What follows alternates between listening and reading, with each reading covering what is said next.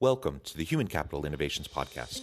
We're your source for personal, professional, and organizational growth and development, where we share original research, explore industry trends, and interview executives and thought leaders from across the globe.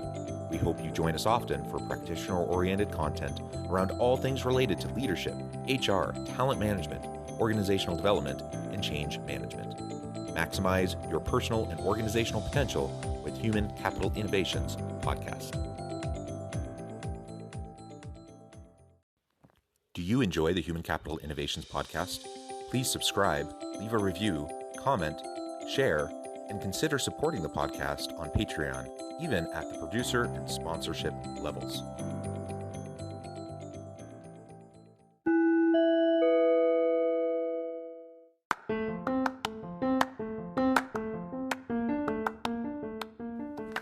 Welcome to the Human Capital Innovations Podcast.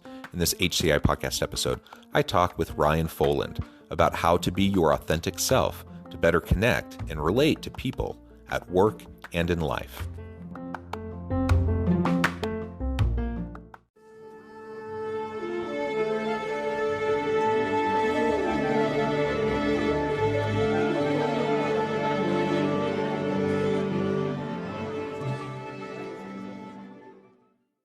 Ryan Foland, welcome to the Human Capital Innovations Podcast. Ahoy, it's good to be here, John.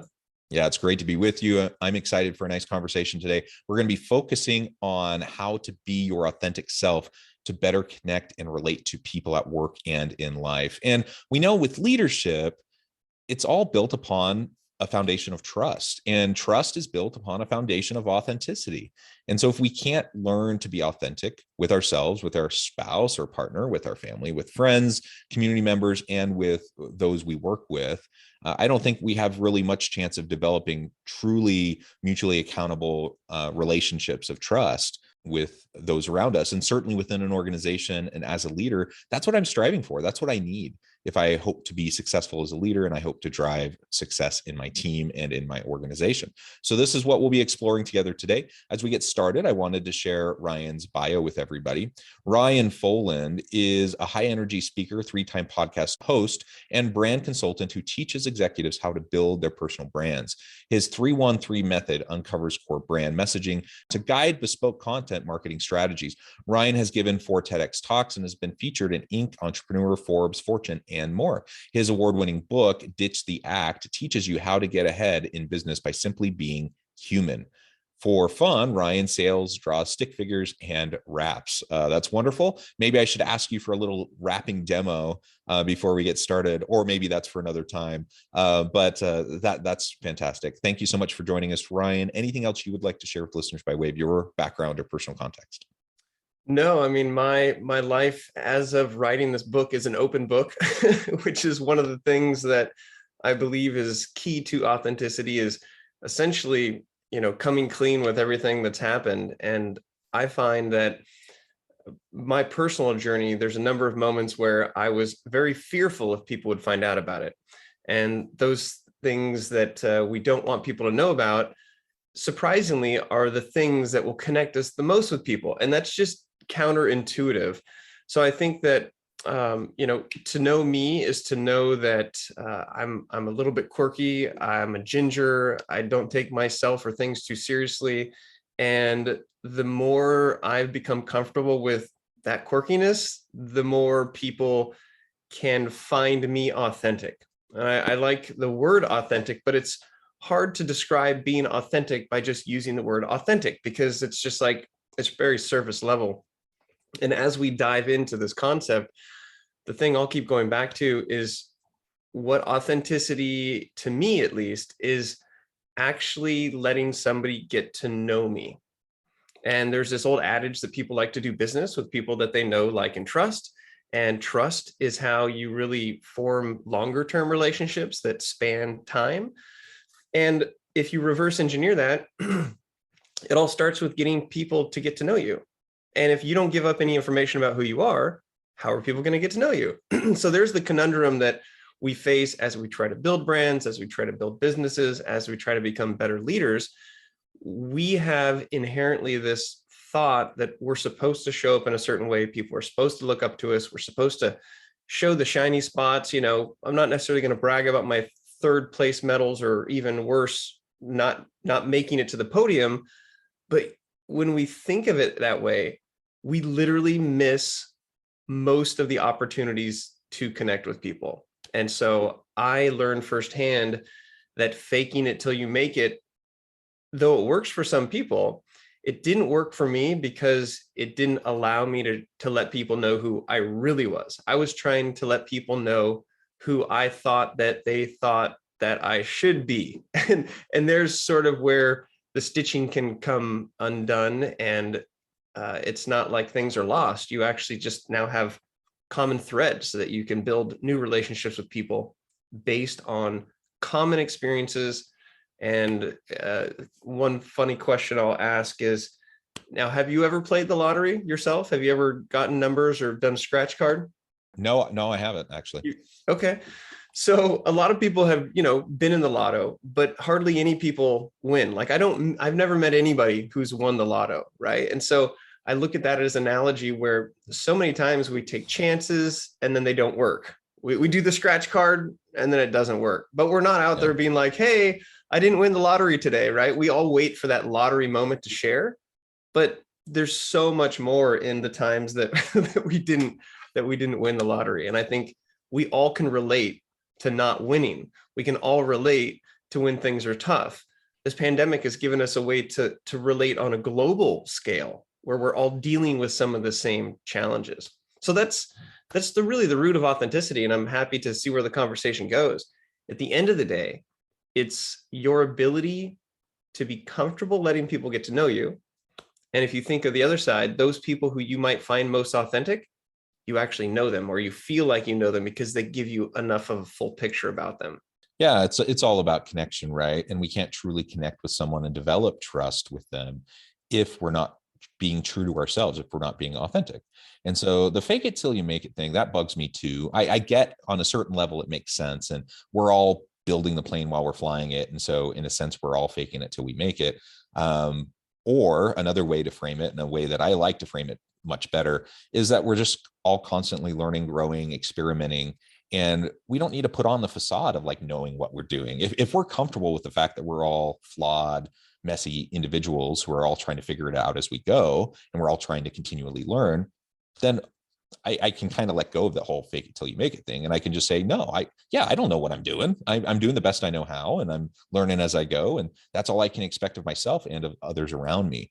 And it's quite liberating when you can lean into that kind of a framing of life. It takes off so much pressure because you just don't have to be perfect. And none of us are even remotely close to being perfect.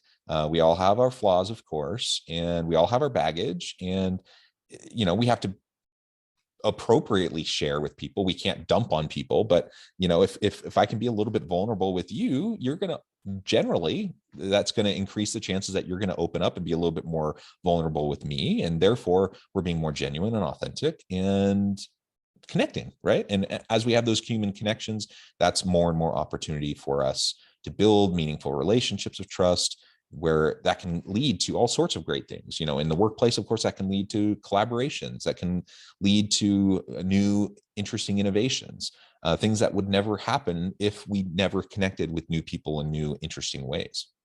Yeah, so I'd say two things to pull from what you just mentioned, I think are worth reiterating.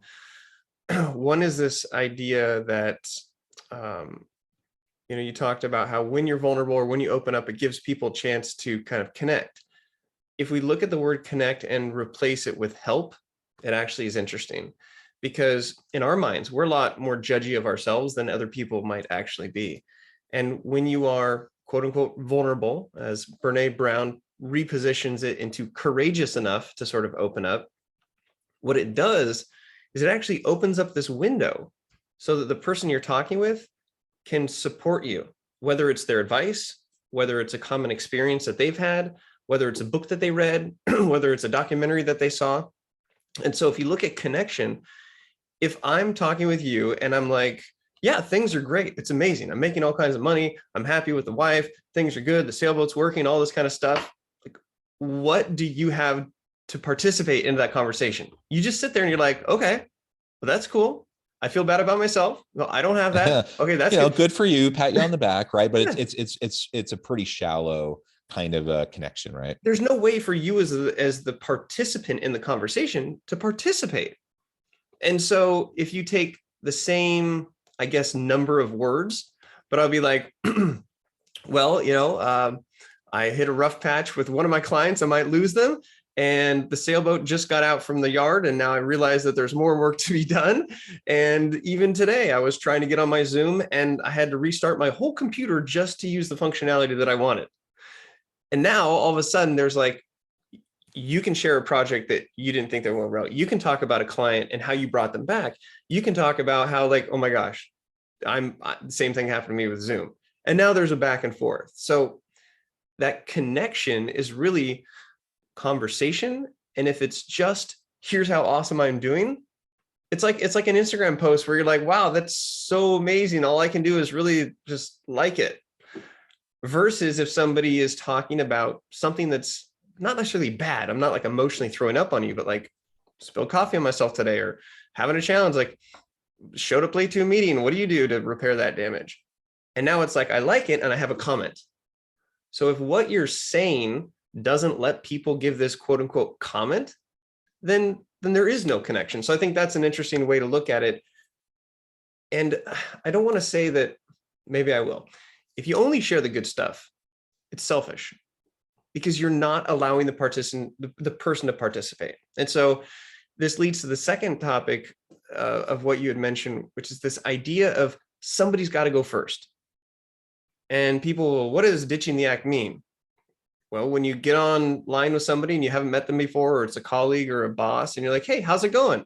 I'm great. How are you? I'm good. Good. Okay. Should we get going? Yeah, let's get going. Okay. Like if nobody goes first, there's no opportunity to go second.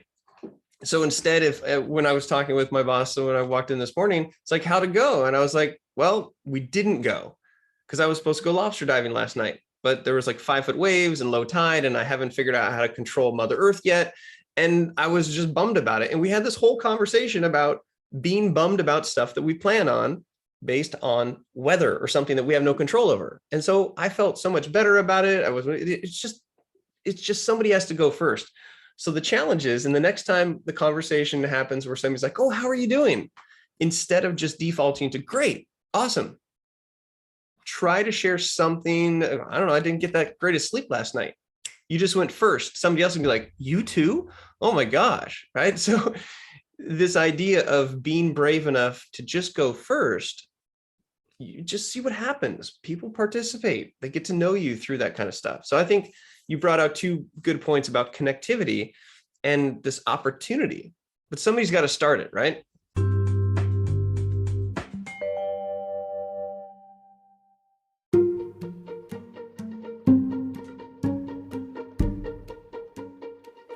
Welcome to the Human Capital Innovations Academy. Courses, micro-credentials, and certificates to upskill and reskill for the future of work. All HCI Academy courses, micro-credentials, and certificates are designed, developed, and delivered by award-winning and internationally renowned scholars, educators, thought leaders, executives, and practitioners. Our courses, micro-credentials, and certificates will help you make your mark on the future of work and make an immediate impact in your organizations. Check out the HCI Academy and our many course offerings and certificates to upskill and reskill for the future of work.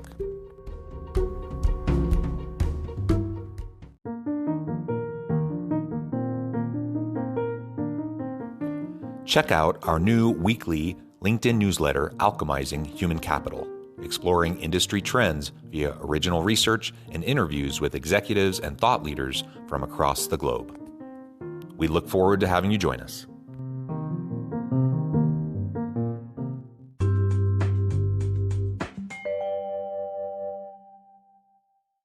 Yeah, and getting past the social niceties of it, right? And sometimes people ask how you're doing. They really don't want to know. They just want to say hi and wave, and so it's not awkward, right? And right, and I or guess they want to get to their update. They want to like blast through that so they can talk about what they're doing. Right, right. And so I think we're setting those things aside because those types of interactions happen all the time, and I can't force someone to actually care about my, how I'm doing. So when people ask how are you doing, they either care or they don't care. And if they don't care, just say I'm doing fine, great, how are you, and you say you the social niceties, you move on. But if you're actually looking for meaning, connection, and something that goes a little bit deeper, and admittedly, that's a smaller subset of those interactions, but if we're actually looking for that, and especially with coworkers, people that we're around all the time, we should strive for something deeper than that.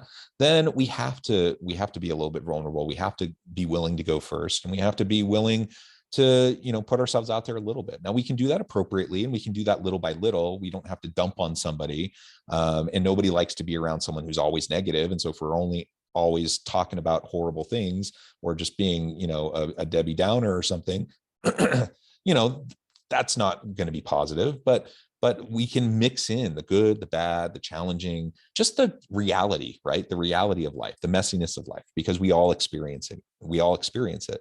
And, I think about, I've had a fairly successful career. I have lots of things that I can point to and say, I'm proud of that, or that's been a good thing.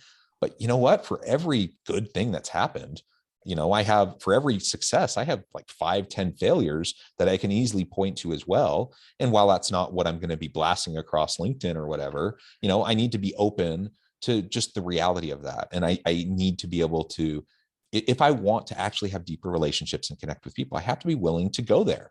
And if I'm not, it's always going to be surface level. And that's the frustrating thing for a lot of people, I think, is a lot of people kind of walk through life with a lot of acquaintances, a lot of people that they know and they can do the social niceties with, but not anyone they could ever really confide in or lean on or feel supported by, because they haven't opened themselves up with that kind of vulnerability. And if we can find it in ourselves to try, and we can go little by little. We don't have to like jump off the cliff right away, or dive off the cliff. But if we can do little by little, we can start to develop that foundation of trust with people. They'll start to open up, and before long, you have someone who actually is a friend, someone who actually is, a support mechanism for you and you for them. And that, again, that can happen at home, that can happen in your neighborhood with your friends, that can happen at work. And I'm a big advocate for us being closer with deep relationships at work, so that we can be there for each other as we bring our whole authentic selves to the workplace. And you hit it there in the head about this small step process. And one of the things that I talk about in the book is that we put together a 5-step process, because it is a step by step.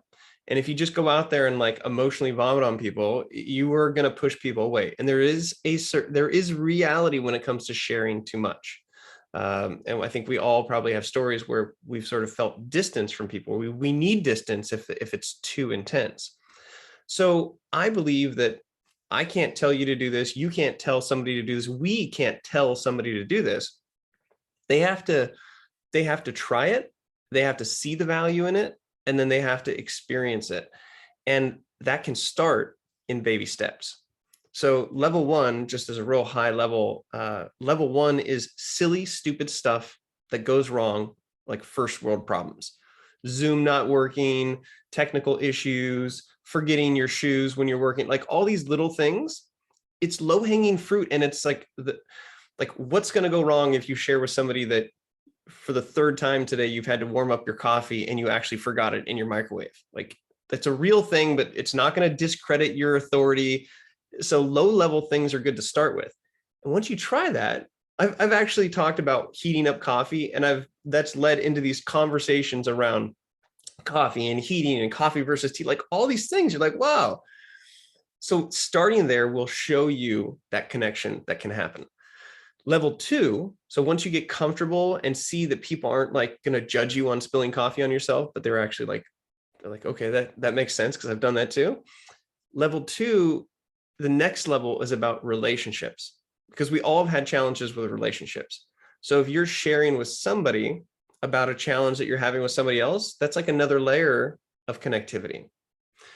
The 3rd level is, bigger setbacks, things that you're afraid to tell people. Maybe the fact that I mean, my story, I got a DUI and I hid it for 15 years, like hid it, like from my parents. They actually found out about it when the book was published. And they're like, wow, why didn't you tell us before? We could have supported you. I'm like, oh, like in my own mind, it was the biggest deal. And the lessons that I've learned from that has really changed me as a person. And so if you don't know that that was part of my story, you don't really get to know me, who I am now. So level 3 is the stuff that maybe are not sure people will land with. Level 4 is like the catastrophic stuff, the loss of businesses, the loss of marriages, the loss of children, these things that like are so heavy, and you just don't go out and say it. But if you've built up a relationship with people and they continue to get to know you more, then they're there for you. They're going to hug you. They're going to let you cry. They're going to be there, and you build up to that. And then level 5 is what not to share. So anything that's divisive, extreme politics, extreme religion, extreme sex, extreme drugs, extreme anything, you just have to know is like, whoa. So if you look at this as a step-by-step process, I think we're both saying the same thing, is like, start small and then let the world show you that this person is now actually interested in helping you out. Wow, they didn't just totally judge me and hang up the phone call. No, they just shared their own experience. And as you said, it's those moments over time, people get to know you. It's up to them if they want to like you or not. So there are people that don't like certain personalities, don't like certain, ways that people show up. But if they do like you, based on getting to know you, that's the foundation for trust. And that's what this idea of ditching the act is all about. Because we have these different personas. Like, maybe you're slightly different around your wife or your husband or your partner than you are your boss. Or like when your mom shows up, do you straighten up because she's going to give you a hard time for it? Like, and the dissonance between what you're showing up as and what you really are, that becomes stressful over time. And it's so unfortunate when you see these people who are just like, they seem like everything's fine, but what's really going on is a total delta. And then they take their own life, or they get into trouble, or it comes out in a negative way. So it's almost like a little pressure valve. The more you're that constant person, people get used to it. And then you don't have to like change how you're showing up. You don't have to do that. Like, I'll be right back. Hey, oh, hold on a second. Just so much less anxiety, less stress, less pressure. Yeah. And that's for me what feeling like myself is like. Not thinking too much about what I'm going to say before I say it, or changing how I am based on the audience. I'm like, I'm kind of me, whether you one way or the other. And that stress lowers and the anxiety lowers. And then I think quality of life improves. People, they're like, wow, thanks for being straight up with me, or like giving me an opportunity to be more myself around you. Yeah. I love it. Ryan, this has been a fascinating conversation. We've only scratched the surface. I have so many other questions, but for today, we're going to have to end it there. Before we wrap up, I just wanted to give you a chance to share with listeners how they can connect with you, find out more about your work, your team, and then give us the final word on the topic for today. Sure. So the best way to find me online is ryan.online. You can look at bringing me to your organization as a speaker. You can look at purchasing the book to help as a sort of do-it-yourself. And I do consulting for executives with their brands, and love working with companies who want to make their business more personal. And I'm a stick figure artist. If you look anywhere online, you'll see stick figures. And so I'm having fun making some stick figure NFTs. So if you're in that space and you need an excuse to buy your first NFT, then I can be there for you. And I see it as a way of educating people, of just transacting in a different way. And so I'm excited about technology and how that helps us all connect more. So that's it, ryan.online. I'm usually on Twitter if I'm on a social media platform. My Instagram, you'll get a bunch of stick figures and sailboats. And if you had to sum up what we were talking about today in 30 seconds, how would you wrap things up? I would wrap it up by saying, here is the deal. Let me give it to you real. The key to connection is to learn to reveal, because you are not perfect and neither am I. And that is the exact reason that we see eye to eye, because everybody's different, but we are all the same. To be perfectly imperfect is how you win the game. And if you only showcase good and do not share the bad, you will miss connections that you never knew you had. So when you learn to ditch the act and learn to be yourself, you open up this window to have people help you out. Ugh. I love it, Ryan. That is fantastic. I even got some rap in there from you. That's wonderful. I encourage listeners to reach out, get connected, find out more about what Ryan can do for you. And as always, I hope everyone can stay healthy and safe, that you can find meaning and purpose at work each and every day. And I hope you all have a great week.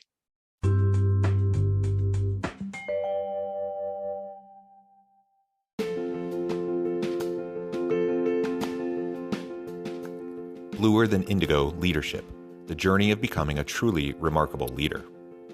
Early in my adult life, I learned about an Asian proverb that translates as bluer than indigo.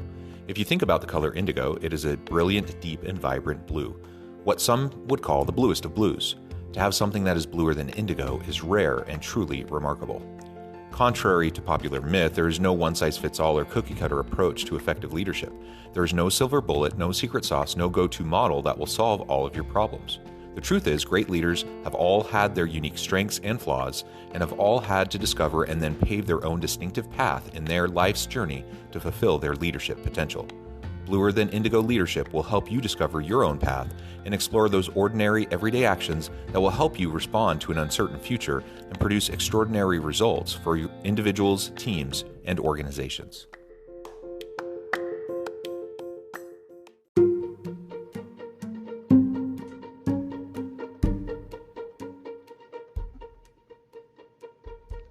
Check out Human Capital Innovations magazine, Human Capital Leadership. Human Capital Leadership is a free, interactive e-magazine with the mission to help individuals, leaders, and organizations find innovative approaches to maximize their human capital potential. We publish issues quarterly in August, November, February, and May. Take a look at the latest issue and let us know what you think.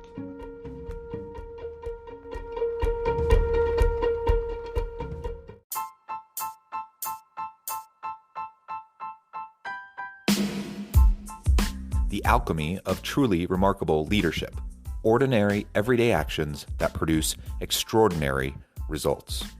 Consider how the nature of work has shifted over the past 50 years. With increased globalization, rapid technological advancement, and the shift in economic composition, the average job of today looks very different than the average job of 50 years ago. What will the jobs and organizations of tomorrow look like? Moreover, what does this all mean for organizational leaders? What are the core competencies and capabilities of organizations and their leadership that are prepared for continued disruption and geopolitical and socioeconomic shifts? Regardless of what the future holds, increasingly, leaders need to be socially minded, data-driven, decisive, champions of talent, and disruptors of the traditional notions of leadership, teams, organizations, and work.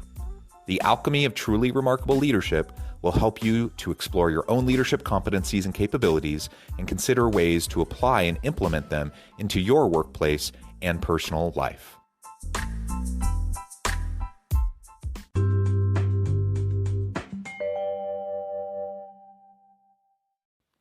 Do you enjoy the Human Capital Innovations podcast? Please subscribe, leave a review, comment, share, and consider supporting the podcast on Patreon, even at the producer and sponsorship levels. Thanks again for joining us for this episode of the Human Capital Innovations podcast. I hope you stay healthy and safe and that you have a great week.